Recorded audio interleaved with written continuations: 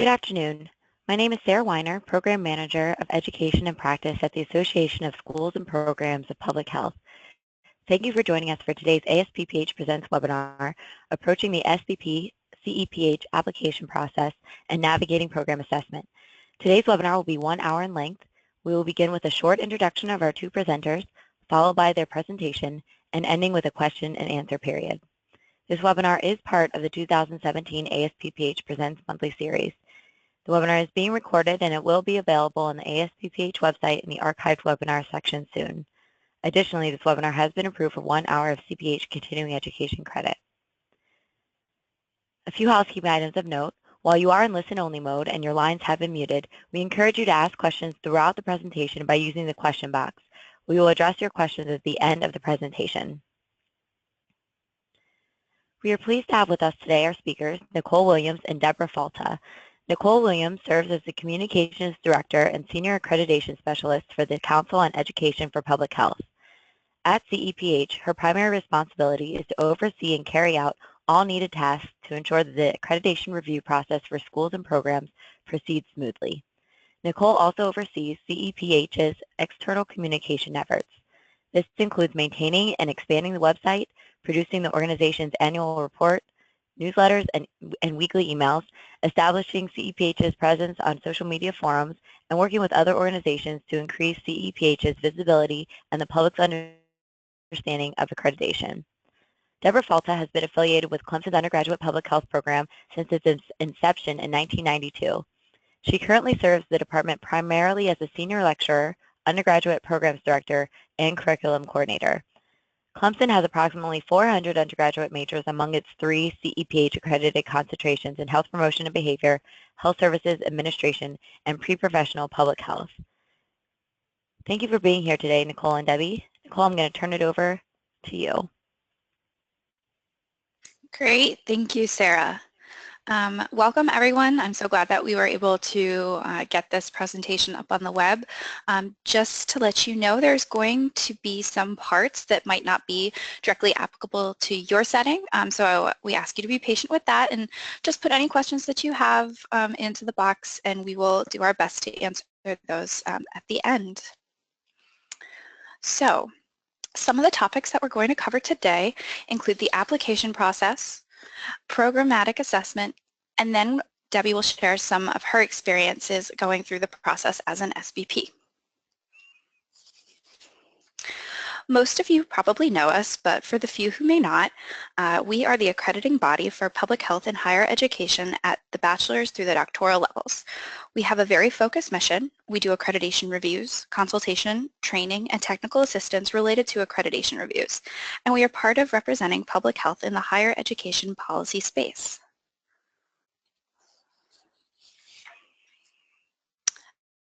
We currently accredit 180 total units, 8 of which are SBPs, but we have a number of programs going through the application process, and that number stays typically around 50, and we have around 100 active site visitors who help us do our jobs. So you're going to hear me use a few acronyms today. Fairly basic stuff, but just want to acknowledge that you might not know what they mean, and so this refers to the unit of accreditation. Today we're really going to be talking about SBPs or standalone baccalaureate programs. We determine this unit of accreditation based on the degrees it includes. Different units have different accreditation criteria. So you can see that the bachelor's only SBPs have different criteria from schools and programs that include the MPH. Figuring out which category you're in is also known as defining the unit of accreditation, and we can work with you individually on this, but you'll note that we have a number of examples in the second bullet on this slide. A university with an already accredited SPH or PHP that now has an applicant SBE can be in a different part of the university. So if you're in the same department, you would need to be together. But if you are in a school of education and somewhere else on your campus there is a school of public health, you can be accredited separately.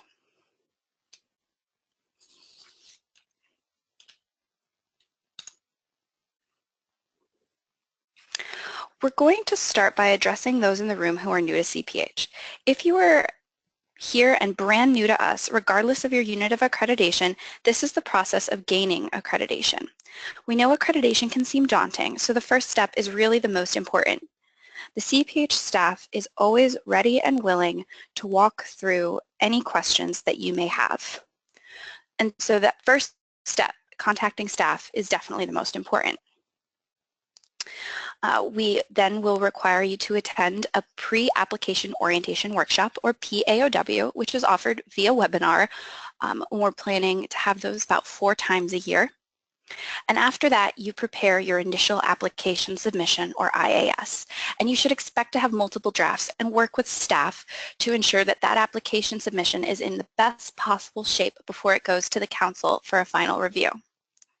If you're accepted as an applicant, you would then attend an AOW, Accreditation Orientation Workshop, which is an in-person meeting held at least once a year, and then begin the self-study process where you're writing the bulk of your document. And during this time, you have a consultation visit where a CEPH staff person comes to you, and we spend a full working day going through your document and answering any questions that you might have, so that you're ready to submit your preliminary self-study, which you get formal comments on from CEPH staff and the chair of your site visit.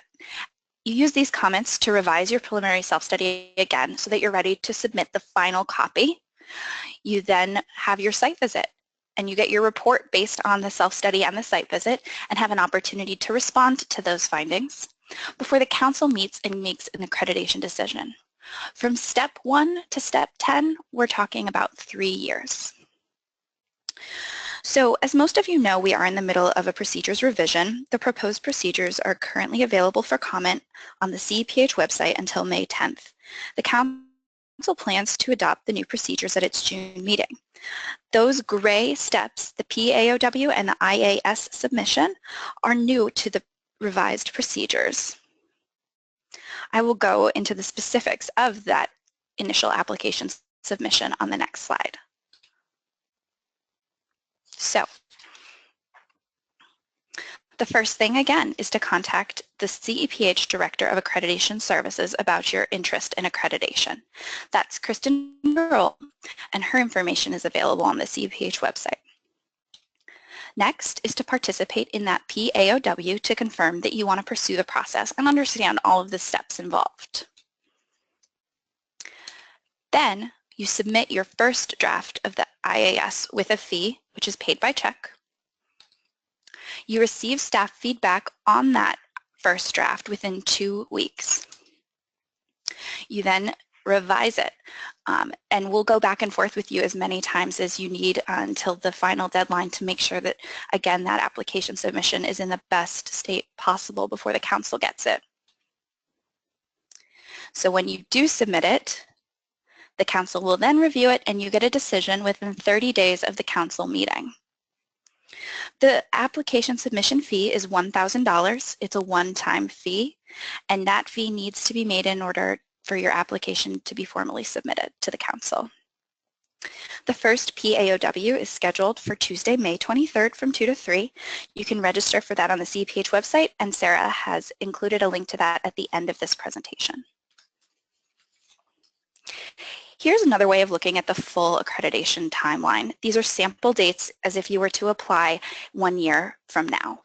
You can always update those dates depending on when you actually do submit the IAS, but this is a great place to start and a great place to ask questions about how to schedule your own timeline one-on-one with CEPH staff. The council meetings are set about 1 year in advance, and deadlines are determined based off of those dates. You can always find the next few deadlines on the CEPH website.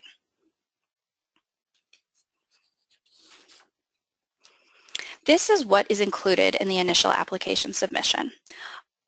The cover letter on letterhead includes a statement indicating that your unit understands all of the accreditation requirements and should be signed by the administrators or leaders at your institution, inviting CEPH to initiate the accreditation process.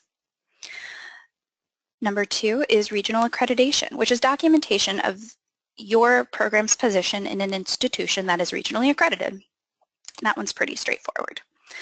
3 is a list of those degrees and concentrations that you are including in that unit of accreditation. Remember, this is what you worked with CEPH staff to define. You need to prove that you have an accreditable curricula for all degrees and concentrations. Each degree in the unit must meet the minimum expectations. For example, this must include a list of courses and associated credit hours. Evidence of coverage of the required domains is also a key thing. You want to make sure that you're demonstrating to the council very clearly that your curriculum meets the CEPH accreditation criteria. And you must do this for any concentrations that you have. So if you have a BS in public health with a concentration in health education and a generalist concentration, those are 2 separate concentrations and you need to show compliance for both. Adequate faculty resources are as defined in the criteria. In addition to a designated leader, you need to demonstrate 2.0 full-time equivalent faculty. So that doesn't necessarily mean 2 people, it means 2 full-time equivalent. That could be 4 people at 0.5 FTE. Appropriate student progress toward graduation. That means evidence that at least a graduate or strong, solid evidence that one graduate will have completed the program by the time of the preliminary self-study. By the time that your application is submitted, you will then have 2 years, or by the time of that preliminary self-study, whichever comes first, to demonstrate that you have had a graduate from each concentration. Completion and attrition data. Documentation of rates that satisfy the criteria for each degree, or if a unit has not been in operation long enough to provide completion data, documentation that that program is positioned to successfully meet attrition and retention rates. 8 is fiscal support. We have a budget table that you'll need to complete. And then a few SBP specific items. You'll need to show us your program mission and student learning outcomes, and that these align with the regional accreditation standards.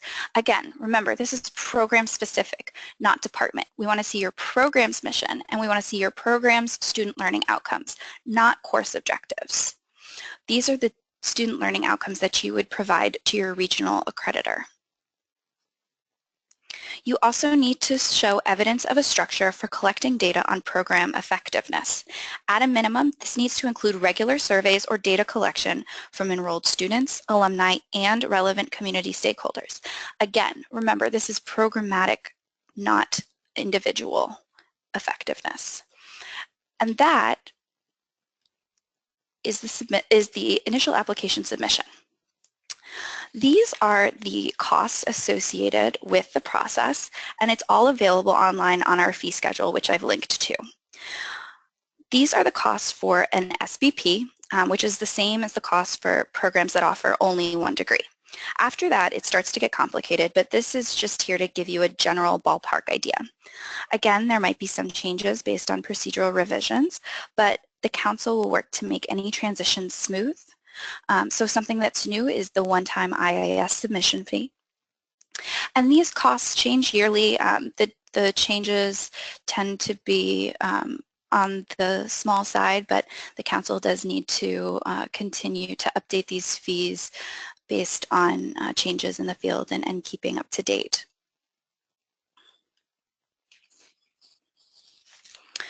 So today, one of our topics is programmatic effectiveness, which has been a difficult topic for SVPs in general going through the process. So programmatic effectiveness refers to the measures of the program's success in meeting its intended outcomes, which means, is the program doing what it set out to do? Not are students, individual students, completing course objectives, but is the program meeting its mission and its goals? Criterion 5.4 is programmatic effectiveness, and this is the big criterion related to this topic. The program needs to define and implement a plan to determine its effectiveness Effectiveness, and the methodologies can need to be analytical, useful, cost-effective, accurate, and truthful, and at a minimum need to include regular surveys or other data collection from those three groups I mentioned before: enrolled students, alumni, and relevant community stakeholders. These are the must-haves. So you need to ask, what do you set out to do as a program? Am I making steps toward my mission? Are my outcomes reflecting that? If I say I'm preparing students for a specific sector, is that where they're going? Do students feel prepared once they're in the workforce? Do employers think that they're prepared to be effective in the positions that they're taking? The difficulties surrounding this criterion down the road have been why we added this more explicit requirement in the initial application submission.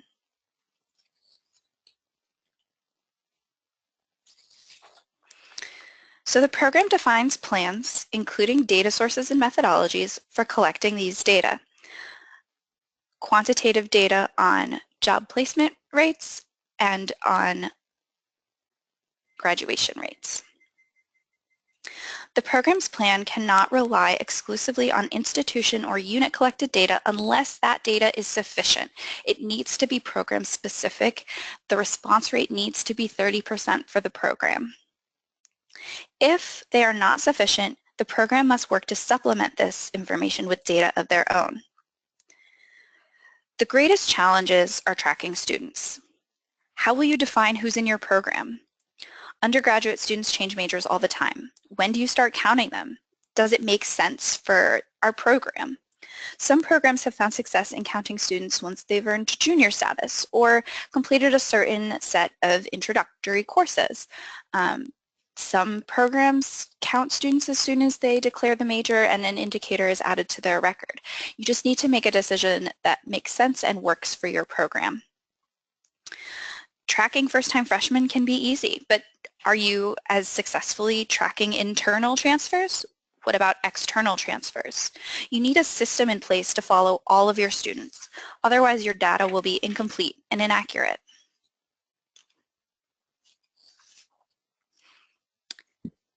Criterion 5.5 sets a few benchmarks. 70% of students must graduate within 6 years or the maximum time to graduation. Whichever is longer, 80% of graduates for whom data is available have secured employment or enrolled in further education within 1 year of graduation. And so if you know your students are enrolled in higher education, that counts toward that 80% job placement rate.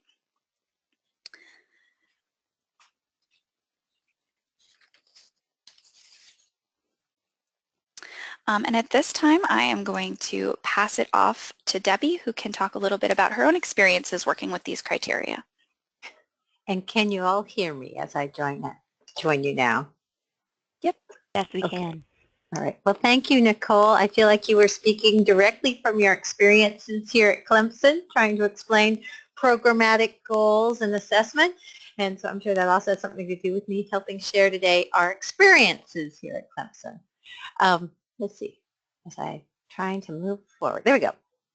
All right, so this was one of the criterion where, as we went through our accreditation process, we partially met, and the concern was that we had no planned ongoing assessment of effectiveness evidence.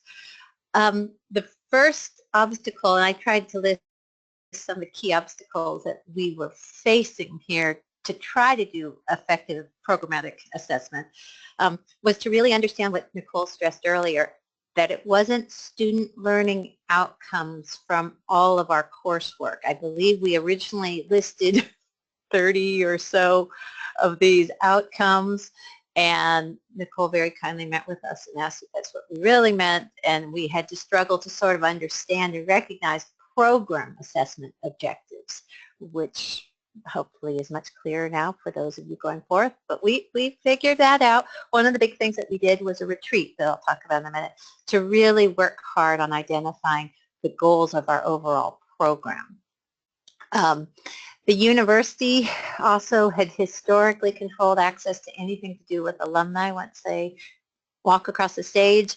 And just relying on that, we have realized was not going to get us where we needed to be to really understand what we want to accomplish with our program. The other thing is we had been doing CHES testing here on campus, and that would provide us with some wonderful outcome information. But now we recently have moved it. We no longer host it here, and we have lost access to sort of what the CHES group would provide. So those were some of the sort of bigger obstacles. The number one being understanding what it was we needed to be assessing.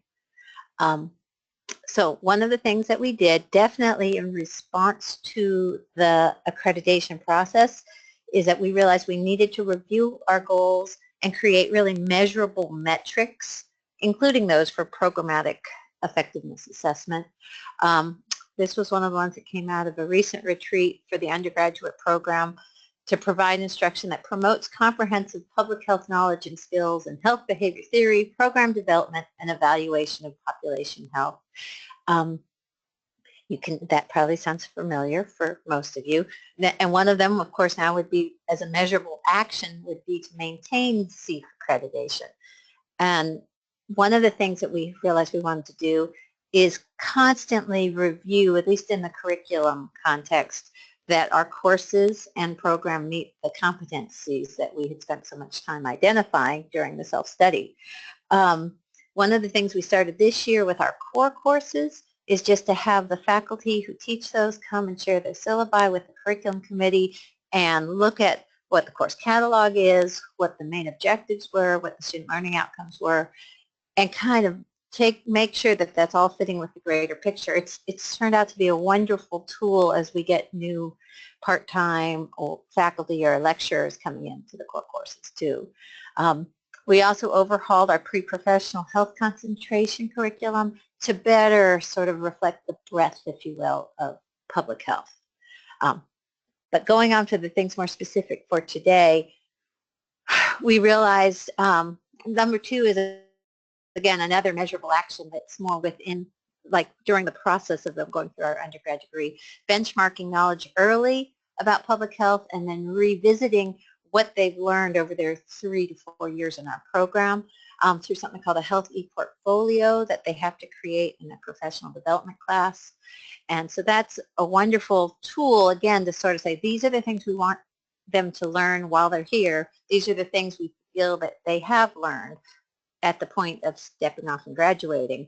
And then, of course, the last thing was department developed graduation and alumni surveys. And one of the key things that we really have worked hard on is sustainable, ongoing, consistent systems and implementing these systems to take place. The development of this survey, we have to give credit to the University of Washington's public health programs.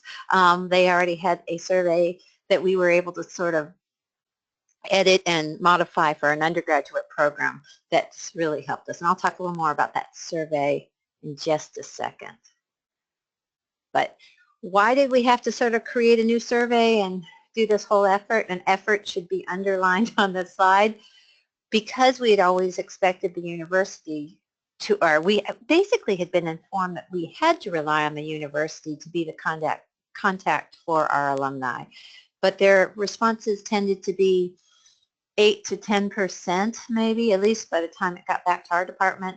And usually any contact information from the university and really the development office was very out of date as far as trying to reach any of our alum. And again, we've had alumni coming through our program since we graduated our first group in 1994, 1995.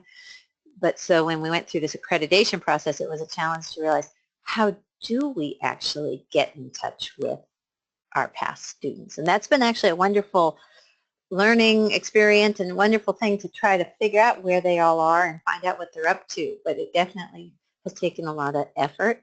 We did start to create a database last fall because we were having our 25th anniversary. We created this databases from sort of anything we could find, using social media, using LinkedIn. If we got a hold of one alumni, or we still have one local who was a preceptor for our interns, trying to get them to put us in contact with others.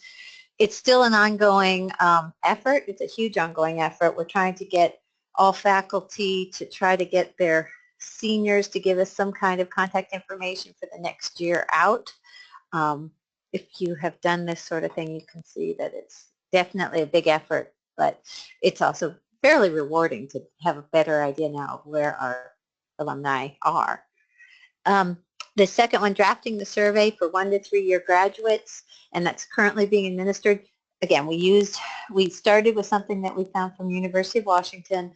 It's a short, compared to the university survey, which not only were they never done, they also didn't tend to, people who did participate didn't complete any of the fill-in essay responses. So that survey that we created really doesn't have a lot of essay fill-in parts. Instead, it has drop-down measures, like on a scale of 1 to 10, how would you rate the importance of competence in each of the following in performing your current position?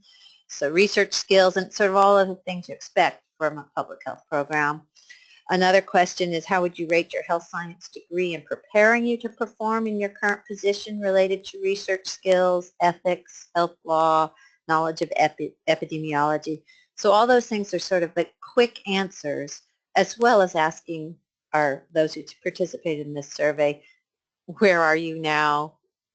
Are you working? Are you back in school? What type of an agency are you working with?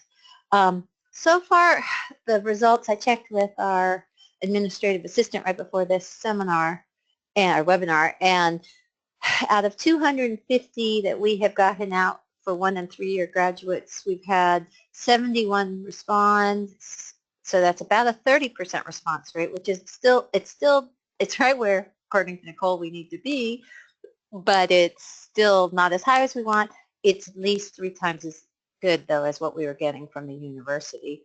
We also are having an 86% completion rate when they participate in this survey, meaning they actually get through the whole thing, which is wonderful. So we can talk about the survey effort a little later at the end, but it's definitely challenging and effort, and I feel like it's very well worth it and important for this accreditation process. The last bullet here, strong communication exists already. This is with the practitioners, the stakeholders for public health in our community. Thanks to our wonderful internship coordinator, we really have a pretty good relationship and rapport with continuous feedback for, yes, the students, at least at the point of their 180-hour internship, are showing up in their placements ready to do the things that they are expected to be able to do. So that's a strong one that we feel continues. Now, how to make it related to practitioners, I had a note here that we are also trying to involve the faculty with using practitioners more in their courses and then telling us about it so that we can tell the council about it when we do follow-up assessments. But that's also, yes, getting folks into our classes who are practitioners seems to be a wonderful resource for students here at Clemson in our programs. All right, let me go on to my next slide. I knew that slide would take a while. Related to the CHES challenge, we have appointed a health promotion faculty champion for the students in that concentration, and she's sort of been tasked with creating a system to track, advise, encourage, and follow up regarding the CHES exam and job placement among our health promotion concentration students. We're also looking to do the same sort of system for the Health Service Administration students as well. All right, then these last 2 slides kind of go on with this next criterion, just graduation rates. And Nicole talked about this for a while because it is a challenge. With our program, we tend to not have very much attrition out. Less than 5% of students really who are in one of our concentrations tends to go elsewhere.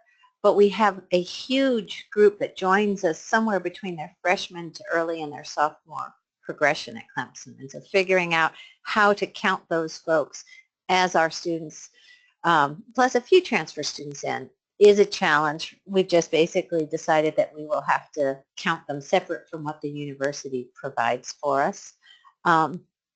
As I said earlier, the university survey didn't give us much. So of course, it didn't give us much on job placement either. But just we'll really calculate the numbers at the department level because we know those things. We know how many freshmen, we start with how many change of majors we accept and if they graduate a few years later. So we can stay on top of that. This last bullet is talking about the department survey effort again, and just really trying to push that faculty continue to communicate not only with their favorite advisees, but with all of our graduates, and keep them involved in our program, and just utilize that resource, and then also let us know what they learn when they talk to their students.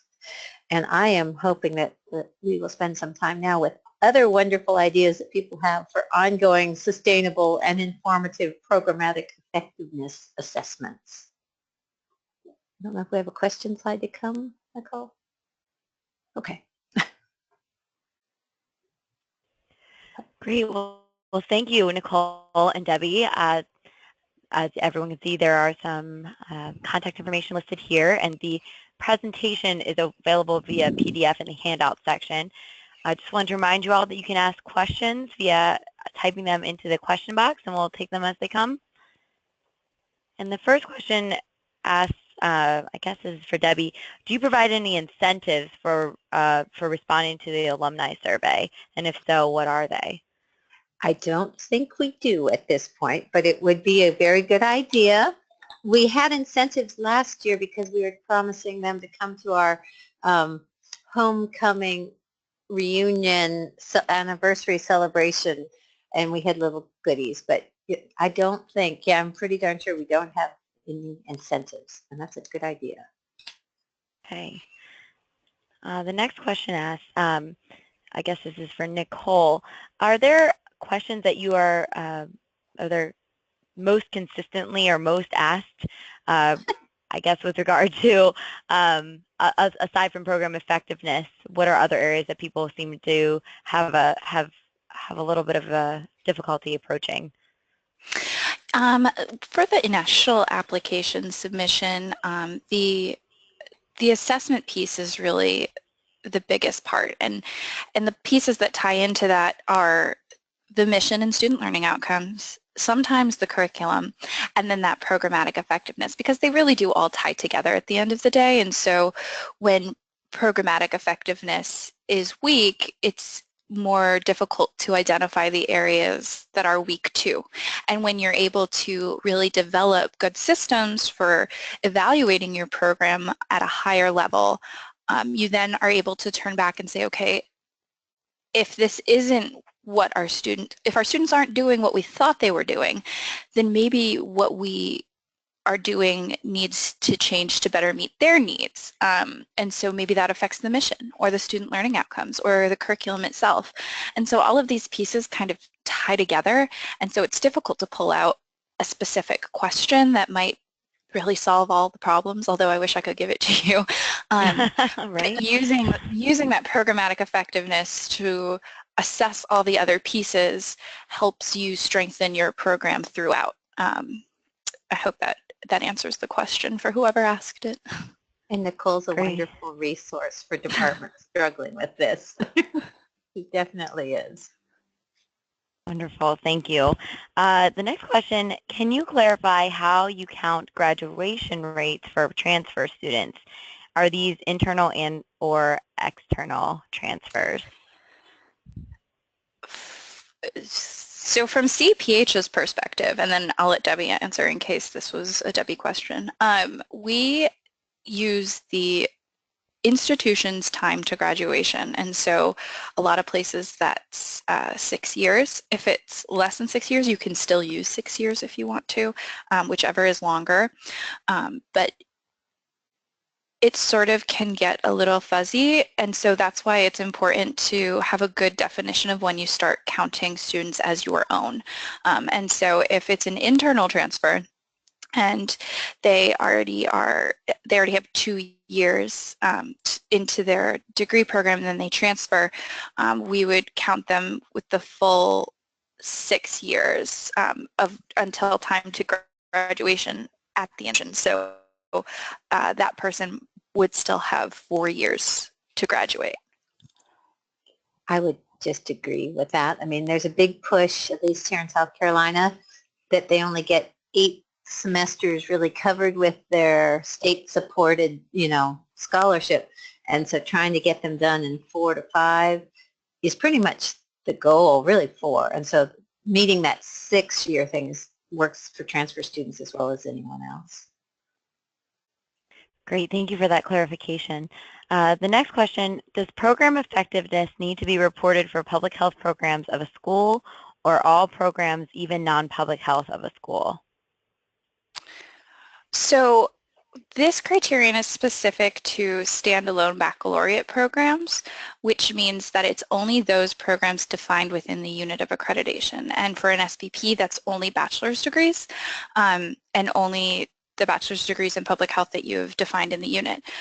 There are different criteria for assessment for public health programs and schools of public health, which include the MPH. Schools of public health are the only units that would include non-public health degrees because anything within the school is included in the school. And so there are specific criteria to that we did not discuss today. And so I would encourage anyone with a school who has questions about assessment to contact us directly, and we can talk through your individual scenario. But for an SBP or a PHP, that non-public health degrees wouldn't apply. Great, thank you. And then this was a follow-up question. For the 30% response rate for alumni responses, for example, are CEPH looking for that rate to be from each program or of the total students that were part of the cohort? So it's a 30% response rate per year. So if the information that we're looking for is employment or post-grad outcomes within 1 year of graduation, you should be surveying students within that 1 year. So anyone who graduated in 2016, you would have if they graduate this month, right? So say they graduate in May of 2017, you would have until May of 2018 to get information on them. And so that's the group that you need a 30% response rate. So it's 1 year within 1 year of the time of graduation. So that's your cohort for that area, those coming out versus when you're talking about graduation rates, you're really talking about when they're coming in. And it's great, almost, thank you. Go ahead, Deborah, sorry. That's okay. I was just saying we've come up with some systems as we've brainstormed on that make perfect sense. We just hadn't been thinking to do them for like during the last advisement period, having them fill in a little form with some contact information when they meet with their advisor, and our secretary is just collecting these now. And so you have, and we also have a Facebook group that we try to encourage them all to join while they're waiting in line to graduate. Just some little tricks like that we're trying to get together with. I've also heard of programs being successful in asking for that contact information as part of a required exit survey. So as people are leaving, they'll ask questions about whether or not they already have a job or admittance to higher ed, and at that same time are getting email addresses for everyone who's leaving, and then use that email address to follow up with those for whom they don't yet have data. Great, these sound like great tips. The next question asks, this program is, they are in the process of changing their curriculum. When would you recommend they begin the process, such as the PAOW? Okay, that's a great question. So we expect that there will be some curricular changes throughout this whole process. I mean, that's part of the goal, right, to make your curriculums as strong as possible. And so as you go through this process and you're looking at the criteria and you're identifying some areas that might need to be strengthened, we expect you to add topics to courses, maybe add a course, adjust a course. But for the initial application submission, in order for it to be successful, one of the requirements is that a curriculum needs to be accreditable, and that you need to have a graduating class from an accreditable curriculum. And so if the changes that you're making are really vast, so for example, if you don't have any experiential or cumulative experiences, which are a big requirement of the criteria, if you don't have those, we would consider your curriculum unaccreditable. And so we would need for you to make those changes and then have students going through that curriculum so that you would have a graduate from that accreditable program within the required time frame. And I know that that can sort of vary for different institution's approval time for course changes and things like that can be different at different places. And so again, I would just refer you back to that first step. Give us a call. Contact me or Samantha, who is going to be doing a lot of the SBP work, so you'll be hearing her name more often, or Kristen Verol, again, who's the accreditation, the Director of Accreditation Services, and we can help figure out a timeline that works for you. The PAOW is going to be offered 4 times a year, and you can do it at any time. But I would think it would probably be most helpful closer to an application submission, just so that it's fresh in your mind. But as soon as you could do that this month and then apply next year and have that be sufficient. Great, thank you. And I think this question for Debbie, how did you get faculty buy-in for the restructuring of your curriculum? That is a really good question.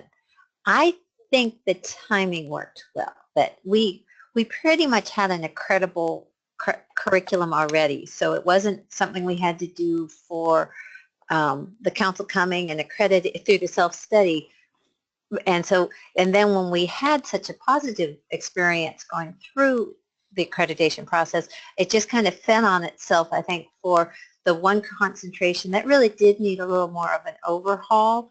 I didn't feel resistance. You can picture faculty meetings, though, when you're redesigning as a group, they definitely went in lots of directions and lots of brainstorming and then having to pull people back. But I didn't really have a buy-in problem. I think because of the timing, we didn't try to say, hey, we need to change this now before we go forward. It was really clear from the accreditation review process that this one concentration needed more attention to truly be public health.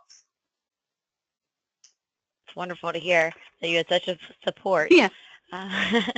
Looks like we're have maybe one more question, and please input your questions in the question box. This person asks, if you had one piece of advice to give to someone who's about to embark on the accreditation process for it as an SBP, what would it be? Both of you, I guess. First, Nicole, or you want me to go first? You go first, Debbie.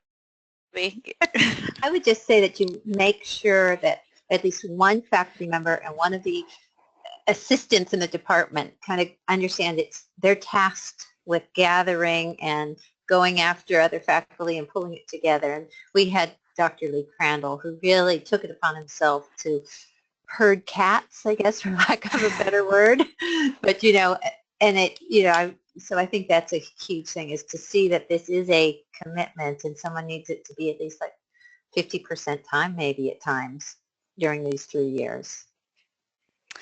And from our perspective, the one piece of advice I would give anyone who's considering this process is to start early and call us often. Our goal is for everyone to be successful, and so what we really strive to do is help you put together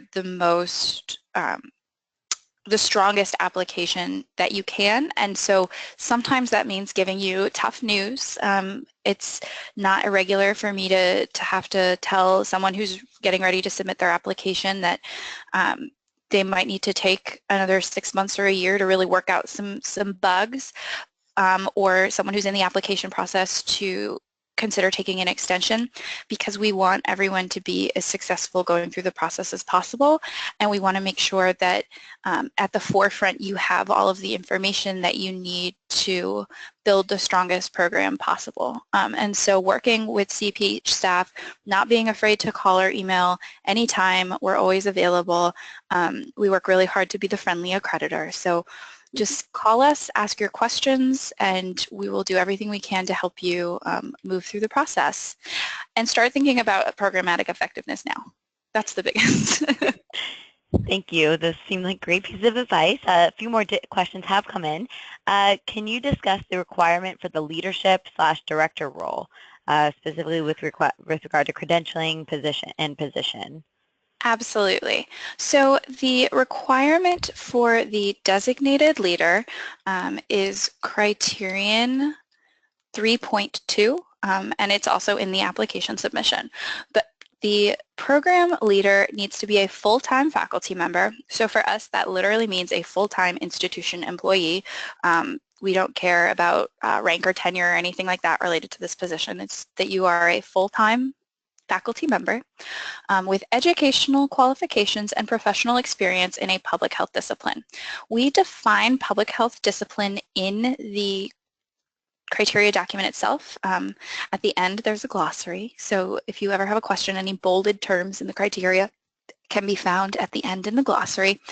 And by public health discipline, we mean something titled public health or a degree in a public health concentration or specialty area. So that could be health education or health promotion, could be global health, health services research, maternal and child health economics, public health nutrition, and that's not an exhaustive list at all.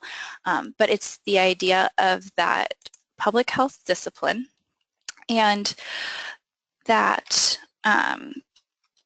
sorry, one second. So it's actually under this, thank you, Sarah. And so that person should have educational qualifications and professional experience in a public health discipline. Document that it has public health educational qualifications, certifications, and professional experience in its primary faculty as well. The preference credentially is for formal doctoral level training, so PhD or DRPH, in a public health discipline, like we just talked about, or a terminal professional degree like an MD or JD and an MPH. Again, that's a preference. If the leader does not have those qualifications, we look at the faculty complement as a whole to determine whether or not the faculty as a whole has the public health education and credentials to support the program. The council here is really looking to make sure that it's public health faculty who are designing a public health curriculum and teaching public health information to public health students. And since the designated leader does have primary responsibility for the curriculum, that's why this is particularly important. And I could share our Clemson experience, which was our department chair at the time we were going through this had I believe his PhDs in sociology, but I have an MPH and a PhD, plus many in our faculty have their PhDs in public health. And so I was the designated leader for the, I guess, what would you say, for the actual accreditation effort, although he did a lot of the work. But I mean, I remember that was kind of to kind of make it clear. It's like, okay, we could show within our department a lot of public health educational training. Right, and so then when the site visit team comes in and looks at how the curriculum is developed and who's involved, and we see that it's really the public health faculty who are taking primary responsibility for designing it with leadership from the leader, that can be found just as acceptable as well.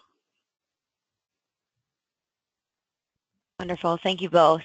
The next question, have you ever offered or considered graduate level courses for credit to undergraduate students? For, I guess, for example, senior or junior level? Well, we do that, but the graduate students, wait, so you're saying we have a graduate program that's not a public health program. And so we have courses in that our undergrads will take and get health elective credit for the undergrad, but is that the question? So from an accreditation standpoint, yes, that's the question. Undergraduates taking graduate level courses in public health is, if it's an accredited public health program, is fine. It sort of depends on the situation. So if we're talking about sort of counting them like transfers credits into the program, or if the program has determined that those classes can be included in their major, then that might be fine. You'll actually see more issues going the other way, where then we would be talking to an accredited master's program who's having undergraduate students in their classroom and ensuring that, or master's students in a doctoral classroom, and ensuring that the level of assessment is appropriate, as well as students reporting that the level of discourse is also appropriate, especially given lower level students being in a higher level course. So it sort of depends on the situation. And again, would be happy to talk about that if you want to give us a call or shoot us an email. Thank you. And looks like we have one more question. Our institution is undergoing a program assessment review. It recommends program learning outcomes focus on what the students will be able to do. Should the program goals focus on what the instructors are doing or what the students are doing? For the student learning outcomes for 5.2, Criterion 5.2, it is based around what the students can do typically. It's what you would give to your regional accreditors. It's just at a more program level than at a course level. So it's that it's not that a student could define a term, but maybe that they can run a whole program or something like that. Some places, for example, that offer health education degrees use the 7 areas of responsibility as student learning outcomes. Maybe that can help clarify things a little bit for some of you. Okay, well, thank you. And quite a few questions, but I think I am not getting any more in the question box. So I just want to say thank you so much to Nicole and Debbie for taking the time to present and share your experiences with us. As a reminder to all participants, this webinar has been recorded and it will be available on our website at this address on the event page very, very soon. You can also go to the event page and then go to the archive section to see other webinars that have been archived. There are upcoming webinars that may be of interest to you. The first one and the third one listed on this page are other presentations that were originally scheduled for the Undergraduate Summit in March that are now being presented via webinar instead. And then the second one listed, the CEPH webinar pre-application orientation workshop, was mentioned earlier, and you can click directly to the registration page at that link. And lastly, I'd like to recognize that we will be offering the Undergraduate Faculty Development Workshop, also originally planned for March, but unfortunately Winter Storm Stella had caused us to cancel it, but we are going to be offering it on Monday, June 5th in Washington, D.C. That event page lists more information and recommendations for lodging. Registration is open, but will be limited, so first come, first serve. Hopefully we'll see some of you there, and please share this with other faculty members that you may be interested. And that, thank you so much. Thank you for your time, and have a wonderful rest of your day. Thank you. Thank you.